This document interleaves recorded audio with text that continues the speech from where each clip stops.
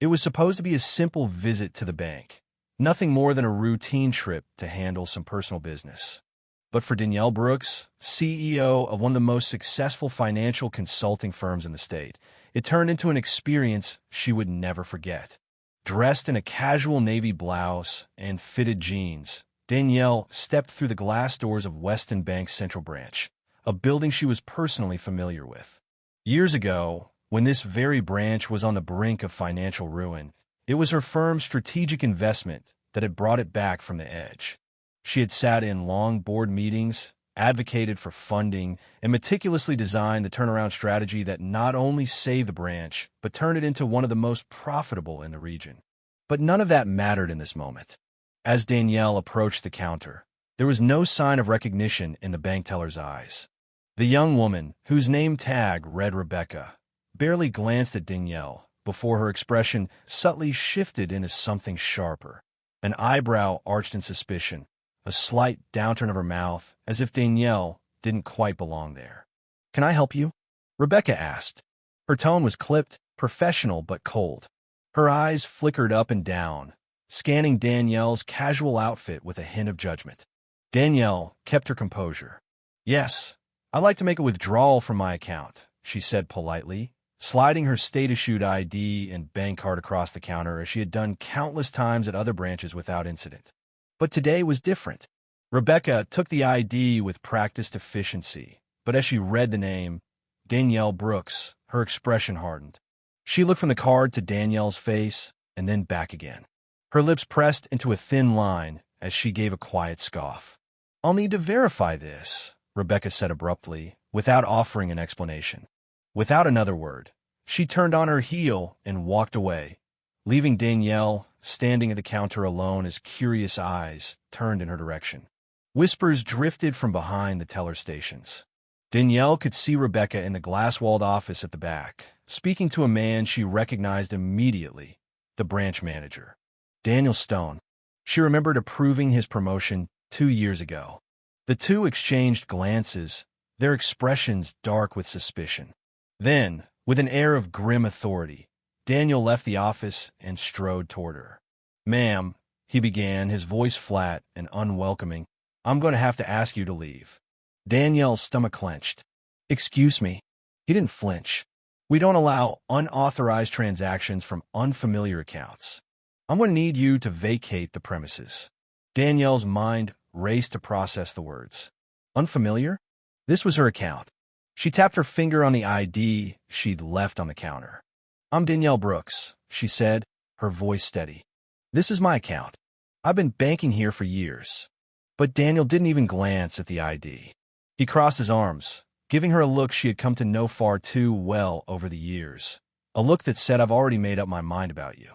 "I don't know how you came by this information," Daniel continued coldly, "but we don't tolerate fraud at this bank." Danielle felt something tighten in her throat. She had faced discrimination before, in meetings where her expertise was questioned, in social gatherings where her success was treated like an anomaly, but never like this. Never here. Not in the very bank that her work had saved from extinction. Taking a steadying breath, Danielle squared her shoulders. "I want to speak to someone from corporate," she said firmly. Daniel gave a small, humorless smile. "Corporate isn't going to waste their time on this." Danielle said nothing in response. Instead, she calmly pulled out her phone and, with a few swift taps, placed a call. The room seemed to fall silent as she lifted the device to her ear. "This is Danielle Brooks," she said when the line connected. Her voice was calm, but it held an unmistakable edge. "I'm at Weston Central Branch, and I am being refused service at my own bank. I need the regional director here. Immediately." Daniel's confident expression faltered. Rebecca, watching from behind her station, paled. Other employees, sensing the shift in the room, stopped what they were doing. Murmurs swept through the waiting area as customers observed the scene unfolding. 15 minutes later, the regional director himself, Caleb Monroe, arrived. His face blanched when he saw Danielle standing in the middle of the bank. He hurried over, his professional mask cracking as panic took hold. "Miss Brooks, I'm so sorry," Caleb stammered, but Danielle held up a hand, stopping him mid-apology. She turned to Daniel Stone and Rebecca, her tone measured but weighted with authority. "These two refused me service," Danielle said. "They accused me of fraud. They didn't even bother verifying my credentials." Caleb turned to them, his expression impossible to read. "Is this true?" he asked, his voice low and dangerous. Daniel opened his mouth to speak, but the words didn't come. There was no defense that could justify what had just happened. Caleb didn't hesitate. "You're fired," he said simply. "Clean out your desk."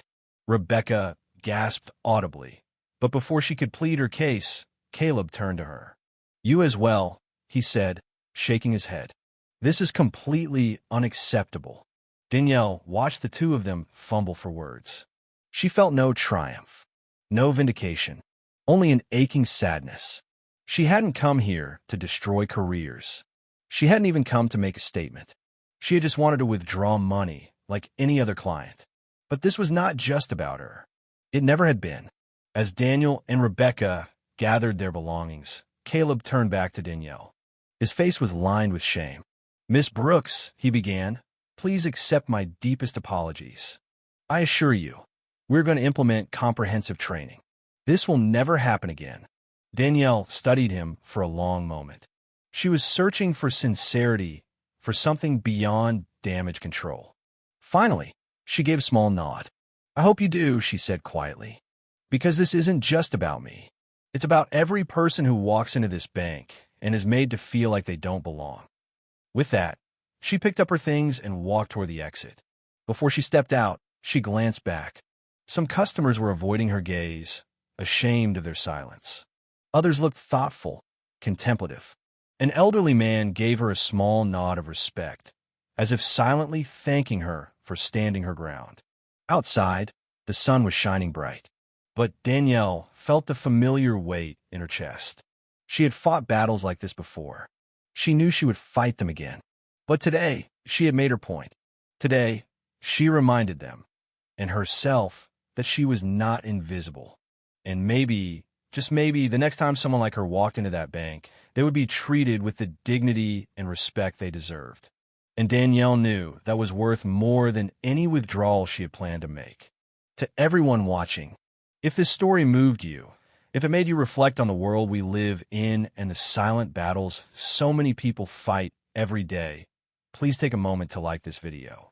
It helps us share these stories with more people. Have you ever experienced something like this? Or witnessed it happen to someone else? Share your thoughts in the comments. Let's talk about it. Let's create a space where we can listen, learn, and support each other.